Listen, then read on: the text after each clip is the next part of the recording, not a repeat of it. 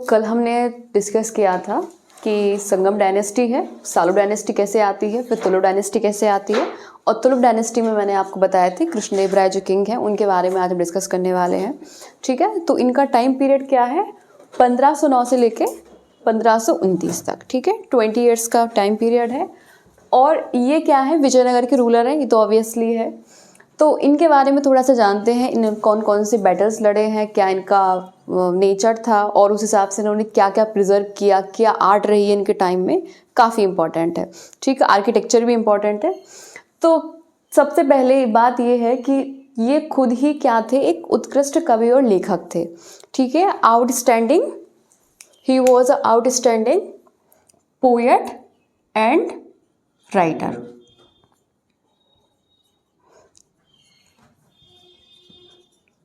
इसीलिए इनकी एक कॉम्पोजिशन है, एक कृति है जिसका नाम है अमुक्तमाल्यद। ठीक है, ये काफ़ी इंपॉर्टेंट है। His main composition was Amuktamalyada. ठीक है, जो तेलुगु भाषा के 5 महाकाव्यों में से एक है। ठीक है, it is one of 5 epics of Telugu language. 5 महाकाव्यों में से एक है।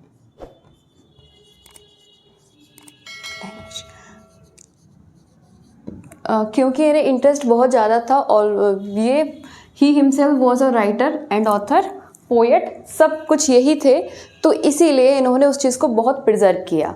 ठीक है, तो हम अब पढ़ेंगे कि इनके जो विजयनगर रूल है, विजयनगर जब ये रूल करते थे तो उन्होंने लिटरेचर को भी बहुत ज़्यादा प्रिजर्व किया है। तो इनके इरा में, इनके टाइम में विजयनगर के रूल को हम क्या कहते थे, classical era of Telugu literature.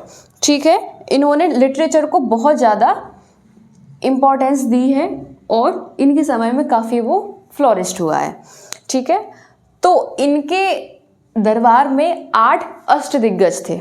ठीक है, तो 8 कौन थे, अष्टदिग्गज थे। 8 ग्रेट स्कॉलर्स एंड पोएट्स। ठीक है, तो 8 great scholars and poets were 8 pillars of Telugu literature. ठीक है, तो यही 8 पिलर हुआ करते थे ऑफ तेलुगु लिटरेचर। जैसे कि आप आगे पढ़ेंगे कि जो अकबर के रूल में नवरत्न हुआ करते थे। ठीक है, जो भी रूलर होता है अगर वो आर्ट और आर्किटेक्चर में इंटरेस्टेड होता है तो वो उस चीज़ को प्रिजर्व करता है और उसको बढ़ाता है। ठीक है, उसमें इंक्रीमेंट होती है, इंक्रीमेंट मतलब फ्लोरिश्ड होती है, वो चीज़ उसके समय में बढ़ती है।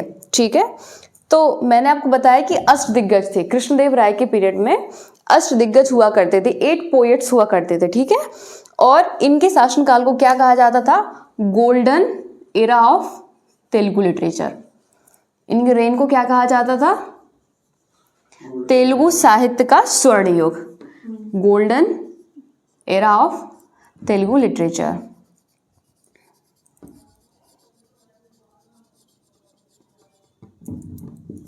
ठीक है, इतना समझ में आया होगा। ठीक है, इसके बाद हम थोड़ा सा पढ़ेंगे कि इन्होंने कौन सा बैटल फॉट किया था। He fought battle of Golconda जो हुआ था 1513 में। ठीक है, 1513 में हुआ था ये बैटल, गोलकुंडा का युद्ध, बैटल ऑफ गोलकुंडा।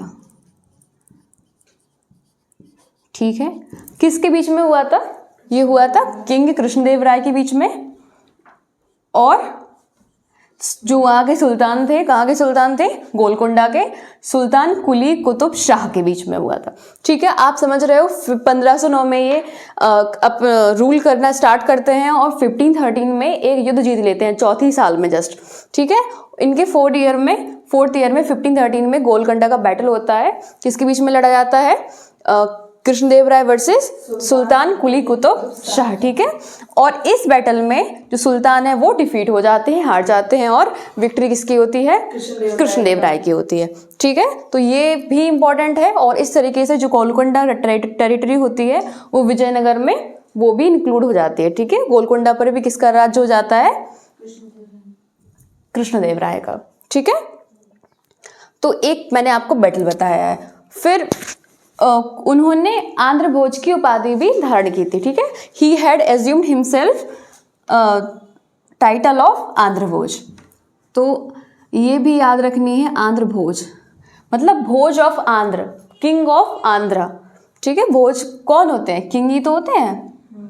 आंध्र भोज, तो एक टाइटल को आपको याद रखना है, ठीक है। एज्यूम्ड टाइटल ऑफ आंध्र भोज, ठीक है। क्या आपको समझ में आया? मैं फिर से रिवाइज कर देती हूँ, ठीक है। कृष्णदेव राय का टाइम पीरियड जो कब किंग बनते हैं? ये 1509 से लेकर 1529 के बीच में, ठीक है। और ये he himself was a great writer and poet, इसलिए वो उसको जो राइटिंग्स हैं और जो पोएट्स हैं, ऑथर्स हैं, उनको वो प्रिजर्व करना चाहते हैं, ठीक है। तो इनके ही टाइम पीरियड में अष्टदिग्गज होते हैं। अष्टदिग्गज का मीन क्या है? 8 स्कॉलर्स एंड पोएट्स होते हैं, ठीक है। वही 8 पिलर्स होते हैं तेलुगु लिटरेचर के, और इनकी खुद की कॉम्पोजिशन होती है, वो है अमुक्त माल्यद। अमुक्त माल्यद है, ठीक है। ये 5 तेलुगु भाषा के 5 महाकाव्यों में से एक है। कौन सी?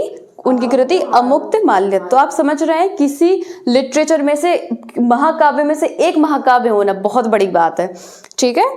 और फिर इसलिए इनके एरा को क्या कहा जाता है? Golden era of Telugu literature. और क्या कहा जाता है? Classical era of Telugu literature, ठीक है।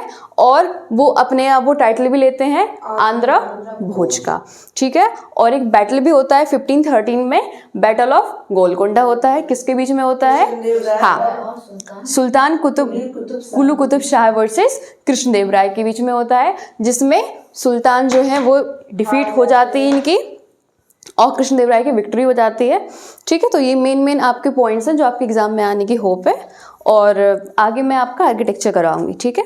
कोई क्वेश्चन पूछना हो, कोई रिवीजन करना हो तो मुझे बता दो, ठीक है। ओके।